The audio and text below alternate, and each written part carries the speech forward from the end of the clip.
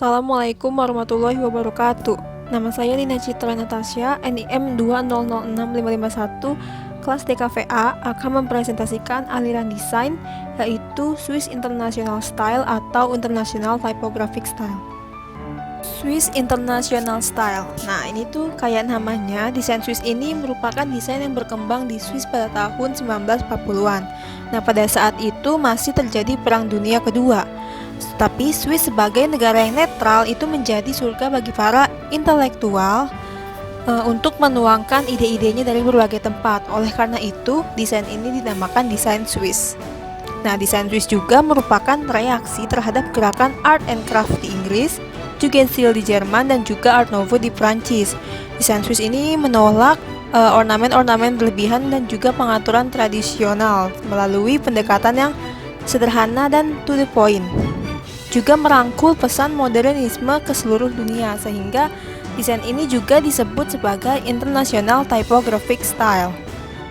Ini yaitu adanya kesederhanaan, penggunaan sistem grid, layout yang asimetris, dan juga ada desain yang clean, sehingga desainnya itu nggak ada banyak ornamen. Dan desain Swiss juga rasional dengan menumpahkan pandangan objektif dari sang desainer, sehingga pesannya itu bisa diterima secara universal. Penggunaan tipografi ini juga dipengaruhi oleh peristiwa yang mengawali sejarah dari International Typographic Style ini, yaitu adalah penciptaan typeface Accidens Grotesque oleh Bertolt Typhoondry pada tahun 1896 di Berlin, Jerman. Nah, tujuan diciptakan typeface ini yaitu untuk menciptakan gaya desain yang objektif. Nah, tapi pada saat itu sans serif itu dianggapnya sebagai sesuatu yang aneh, karena tujuannya itu adalah untuk merancang tipe sans serif yang bisa dilepas dari perhiasan atau ornamen yang nggak perlu. Nah, desain yang sederhana dan netral ini memengaruhi tipografi Swiss pada masa depan, yaitu di tahun 1950-an, dengan munculnya tipografi misalnya seperti Helvetica, Folio, dan Universe. Sehingga Accidens Grotesque ini berkembang ke seluruh dunia dan menginspirasi tipografi pada zaman sampai saat ini.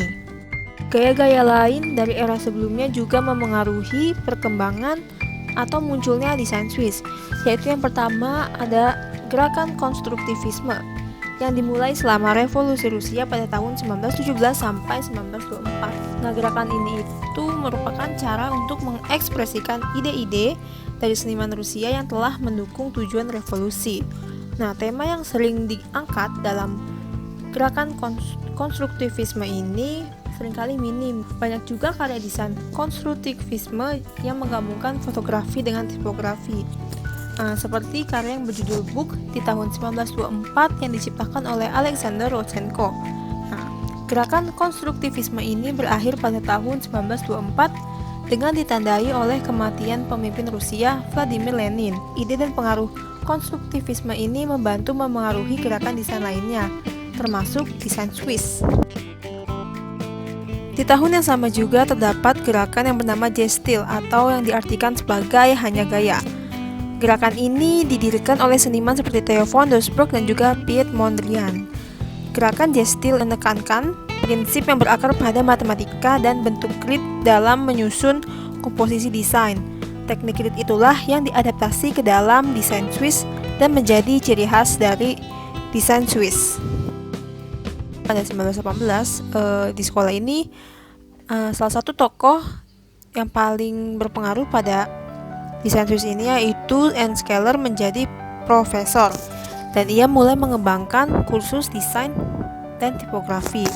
Nah, Ernst Keller ini enggak ngajarin tentang gaya-gaya tertentu kepada muridnya, melainkan dia ini ngajarin bahwa solusi dari desain itu harus muncul dari isinya.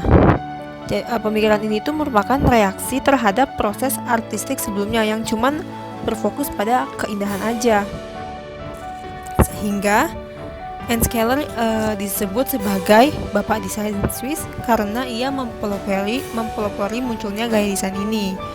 Selain itu juga Ernst Keller sebagai pengajar, ia menghasilkan banyak murid-murid yang berpengaruh dalam perkembangan desain Swiss. Kemudian di tahun 1919, style Bauhaus dari Jerman juga menjadi salah satu gerakan yang membantu memberikan pengaruh terhadap desain Swiss. Di style ini tipografi menjadi kunci utama. Tetapi pada awalnya tipografi itu malah nggak diajarin di Bauhaus. Tapi seiring berjalannya waktu menjadi lebih penting karena adanya praktisi kunci seperti Moholy-Nagy dan Herbert Bayer. Mereka menganggap tipografi itu sebagai sarana komunikasi sekaligus ekspresi artistik yang memberikan kejelasan visual yang ditekankan di atas segalanya. Oleh karena itu, gaya ini sangat memengaruhi tipografi pada desain Swiss. Di era 1920-an, gerakan New Typography atau gerakan tipografi baru juga memberikan pengaruh terhadap munculnya gaya desain Swiss. Gerakan tipografi baru ini membawa desain grafis berdasarkan prinsip-prinsip keseimbangan dan elemen yang asimetris dengan konten yang dirancang berdasarkan hierarki dan menggunakan white space secara sengaja yang dipadukan dengan tipografi sans serif. Jadi gerakan tipografi baru ini merupakan tanggapan terhadap teknologi percetakan baru yang memungkinkan bagi para desainer untuk melepaskan diri dari batas-batas tipografi tradisional. Penggunaan tipografi secara asimetris ini diterapkan kepada gaya desain Swiss. Pada tahun 1928, masih di Weimar, Jerman, seorang desainer yaitu Jan Tissot mengkodifikasikan gerakan tipografi baru ke dalam pedoman yang dapat diakses melalui buku yang berjudul Die Neue Typographie atau yang berarti The New Typography. Dalam buku tersebut, Jan Tissot menyusun prinsip-prinsip modernisme seperti yang ia terapkan dalam tipografi, percetakan, serta desain grafis. Aturan-aturan yang ia buat dalam buku tersebut memiliki pengaruh yang besar terhadap para desainer Swiss ketika mereka menciptakan gaya desain mereka sendiri. Lalu pada tahun yang sama, yaitu 1926, desainer Ernst Keller yang mengeluarkan karyanya yang berjudul Das Neue Heim atau yang artinya The New Home. Karya Keller ini dikenal memiliki cita rasa yang berbeda dari apa yang bakal datang di era kemudian. Akan tetapi walaupun berbeda, karyanya tersebut semuanya jelas memiliki pengaruh. Poster-poster yang ia rancang pada tahun 1920-an dan 1930-an memiliki kontribusi yang signifikan terhadap modernisme. Gaya desain Swiss ini juga memberikan pengaruh dalam ranah arsitektur. Hal ini terlihat di tahun yang sama, yaitu 1928, terdapat Villa Savoye di Poissy yang menjadi salah satu karya Le Corbusier yang paling terkenal dengan menggunakan desain Swiss. Dan bangunan ini juga menjadi ikon dari arsitektur modernis. Pada era setelah Perang Dunia Kedua ini merupakan puncak kejayaan dari desain Swiss.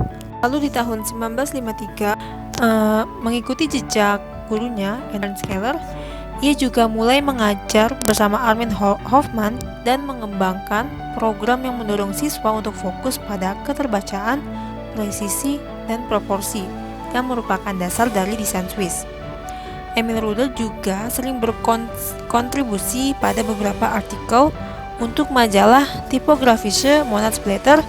Di tahun setelahnya, yaitu 1954, Richard Paulose menerbitkan bukunya yang berjudul New Design in Exhibition pada tahun 1954 ini. Buku tersebut memiliki pengaruh yang besar terhadap arsitektur modern. Joseph Müller-Brockmann, yang juga merupakan murid dari Ernst Keller. Ia bertanggung jawab atas penggunaan grid yang menjadi unsur penting dalam desain Swiss. Ia membuat seri khusus musik yang berfokus pada perasaan musik itu sendiri. Contoh karya dari seri musik yang ia buat yaitu Beethoven yang dibuat pada tahun 1955. Müller-Brockmann juga mengikuti jejak dari gurunya untuk menjadi praktisi di sejumlah intuisi desain. Lalu dalam ranah perlogoan, pada tahun 1956, seorang desainer logo Paul Rand membuat desain dari logo perusahaan IBM dengan menggunakan style minimalis gaya Swiss.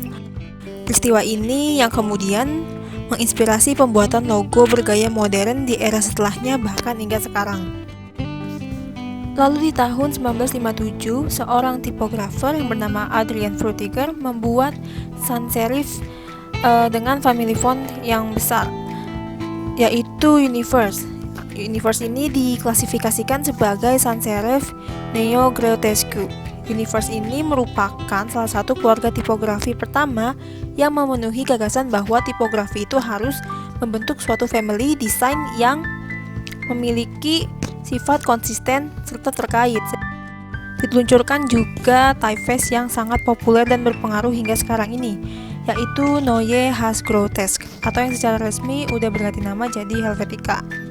Typeface ini dirancang oleh Matt Midiger dan juga Edward Hoffman dengan tujuan merancang font sans serif baru yang dapat bersaing di pasar Swiss sebagai font yang netral dan nggak punya arti tambahan.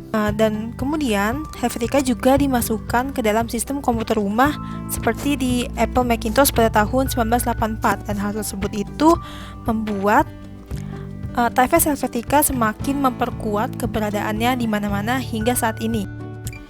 1 tahun setelahnya, 1958, pengaruh desain Swiss pada komunitas internasional itu sangat bergantung pada majalah bulanan grafis yang udah diterbitin dari Zurich, Jerman sejak akhir Perang Dunia Kedua. Majalah yang turut membantu mempublikasikan gaya desain Swiss ini adalah Neue Grafik atau New Graphic Design yang diluncurkan oleh Richard P. Lose, Joseph Müller-Brockmann, Hans Neuburg, dan juga Carlo Vivarelli.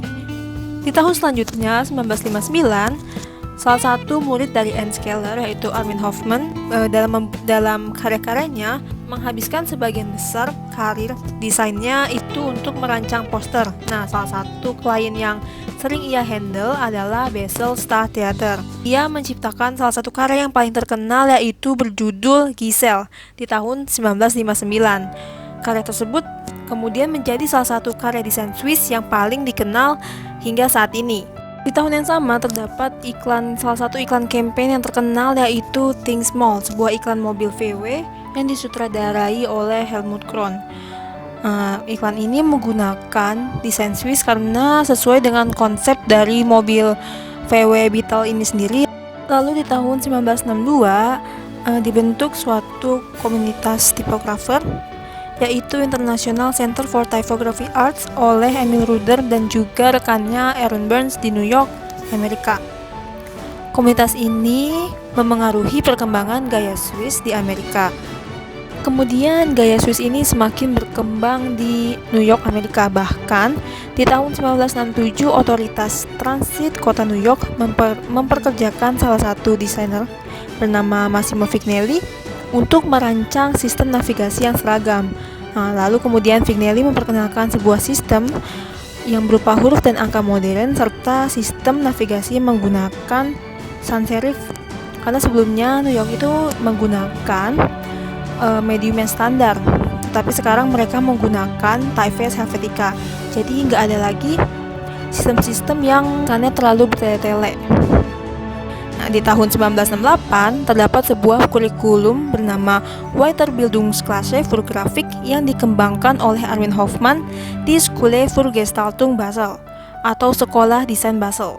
Para mahasiswa dari sekolah ini juga telah memengaruhi komunitas desain grafis internasional yang dibuka sejak tahun 1968. Dan tradisinya itu udah dipelopori oleh Armin Hoffman, Emil Ruder, dan juga Wolfgang Weinhardt. Program ini ditujukan untuk memperdalam atau memperluas pengetahuan dan keterampilan dari desainer. Selama 30 tahun, siswa dari seluruh dunia telah menghadiri program ini dan juga menjadi model yang luar biasa berpengaruh untuk pendidikan desain modernis. Pada tahun 1973, desain Swiss ini juga berkembang ke Austria. Hal ini terlihat dari Design System di kota Vienna yang menggunakan desain Swiss. Akan tetapi pada akhir tahun 70-an sampai 90-an, mengingat terjadinya perubahan iklim politik dan juga perang Vietnam, estetika Swiss dianggap bersifat dingin dan otoriter, sehingga desain Swiss ini mulai kehilangan pengaruhnya dan juga mulai memudar. Terlebih dengan munculnya gaya-gaya postmodern yang baru seperti psychedelic, memphis, dan sebagainya yang membangkitkan kembali semangat ornamen yang memberikan kesan yang fun dan juga mencolok.